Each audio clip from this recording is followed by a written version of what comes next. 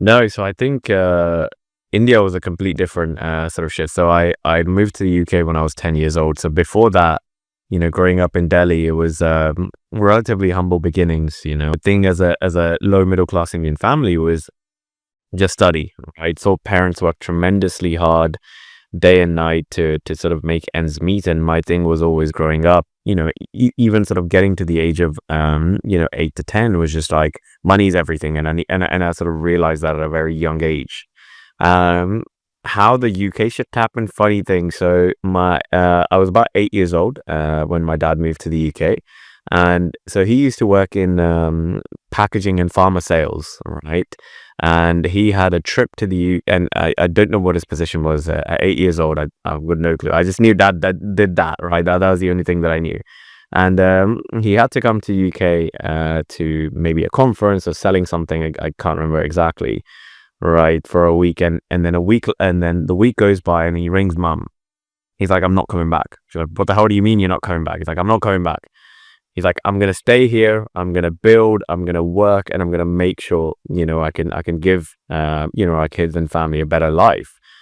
So then it was me, mum, my brother, and my nan, sort of alone for the next year and a half in Delhi, and I really had to grow up really quick, right? Because Delhi is not for beginners, right? And as an 8-year-old boy who had to sort of try and look after not per se like I had to start working at 8, but I had to start growing up super super quickly because dad wasn't around anymore. I mean, he would obviously send money and everything, but that perspective changes very quickly, right? And you start seeing a shift, and mum had to work super super hard.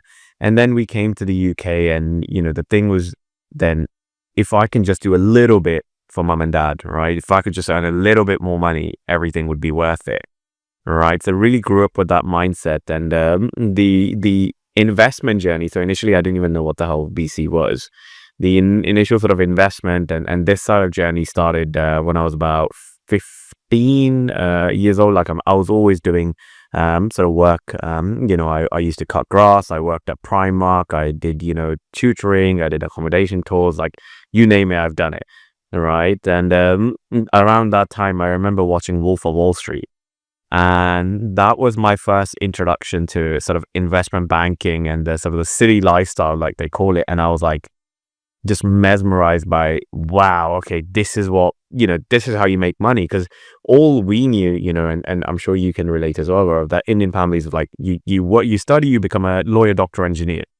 And then, this other avenue that I saw was investment banking. I was like, okay, I want to go into that. But I was always very, just hands-on, and I wanted to build and do something. So when I got to university, I built my first startup at 18, which was a fintech company. So I'd gotten into crypto and trading very, very early on. And I was able to sort of build out indicators and signals, which I sort of started to use and sell, and had like small hedge funds sort of come in and getting plugins. That ultimately didn't end up working out because of COVID. I didn't have enough